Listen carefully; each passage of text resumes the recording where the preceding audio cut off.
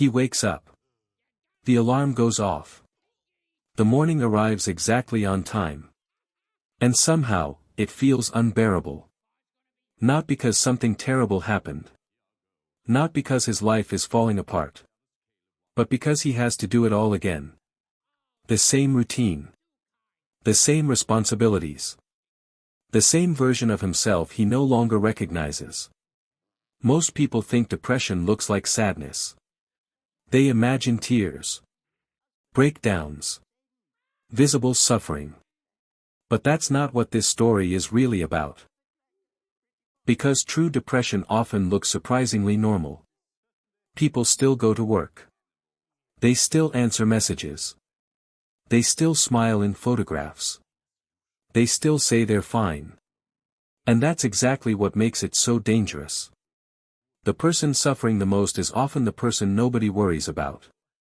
Because from the outside, everything appears okay. But inside, something has quietly stopped working. And this film understands that better than most people ever will. Not as a medical condition. Not as a diagnosis. But as an experience. A slow psychological collapse that happens so gradually, you barely notice it happening. Until one day you realize you're no longer living. You're just existing. And that's where this story begins. At first, everything seems ordinary. The character moves through life exactly the way society expects him to. He follows routines. Completes obligations. Participates in conversations. He appears functional. Productive. Normal. But the film keeps showing us tiny details. Details most viewers overlook. The long silences. The empty stares. The moments where he seems physically present but emotionally absent. Nothing dramatic is happening. And that's exactly the point. Because depression rarely arrives like a storm. It arrives like fog. Quiet. Gradual. Almost invisible. Until eventually you can't remember what clear skies looked like.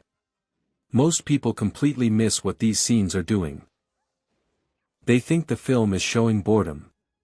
Exhaustion. Frustration. But psychologically, something much deeper is happening. The character isn't simply tired. He's disconnected. Disconnected from himself. Disconnected from meaning. Disconnected from the emotional reward system that makes life feel worth living. And if you've ever experienced depression, you know exactly what that feels like. Not pain. Not even sadness. Just absence. The absence of excitement. The absence of hope. The absence of feeling. And what makes this painful is that nobody around you can see it. Because how do you explain the absence of something? How do you describe a wound that leaves no visible scar? One of the most important scenes happens during a moment that appears completely insignificant. Nothing explodes. Nobody dies. There are no dramatic speeches. Just a quiet interaction. A simple moment where the character should feel something. Joy. Relief. Gratitude. Connection. Anything. But he doesn't. And the camera stays there long enough for us to notice. That uncomfortable silence. That emotional emptiness. That invisible distance between the world and his ability to experience it. On the surface, this scene seems ordinary. But psychologically, it's devastating. Because depression isn't always feeling bad. Sometimes it's being unable to feel good. The things that once mattered stop mattering. The things that once excited you become obligations. The things you once loved become reminders of what you've lost. You may have experienced this yourself. You finally get the thing you've been chasing. The promotion. The relationship. The achievement. The goal. And instead of happiness, you feel nothing. Not because the achievement wasn't meaningful. But because depression has stolen your ability to experience the meaning. And that's one of the cruelest parts.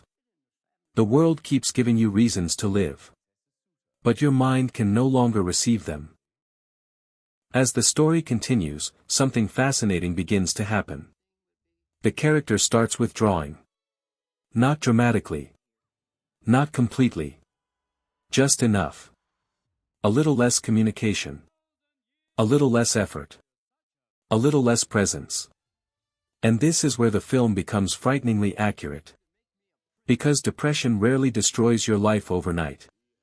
It erodes it. One conversation at a time. One missed opportunity at a time. One isolated evening at a time. The dangerous part is that every small withdrawal feels justified. You tell yourself you're just tired. You tell yourself you need space. You tell yourself you'll reconnect later. But later never comes. And before long, loneliness becomes your normal state. The film understands something most stories ignore. Humans don't just need people. They need emotional connection. You can be surrounded by friends and still feel completely alone. You can be sitting beside someone who loves you and still feel unreachable. Because depression isn't a lack of company. It's a loss of connection. And that distinction changes everything. Then comes the moment where the character begins questioning himself. Not his circumstances. Not his environment. Himself. And that's where depression becomes truly dangerous. Because eventually the pain starts searching for an explanation. And when the mind can't find one, it creates one. Maybe I'm weak. Maybe I'm broken. Maybe I'm lazy. Maybe I'm failing. Maybe everyone else knows something I don't. Maybe everyone else is living correctly. This is the lie depression tells. It convinces suffering people that their suffering is evidence of personal failure. When in reality, they're fighting a battle nobody else can see. Most people know this feeling. The feeling of blaming yourself for things you don't fully understand. The feeling of believing your exhaustion is a character flaw. The feeling of carrying guilt for simply struggling. And the film captures that internal war perfectly. Because the character isn't fighting the world anymore.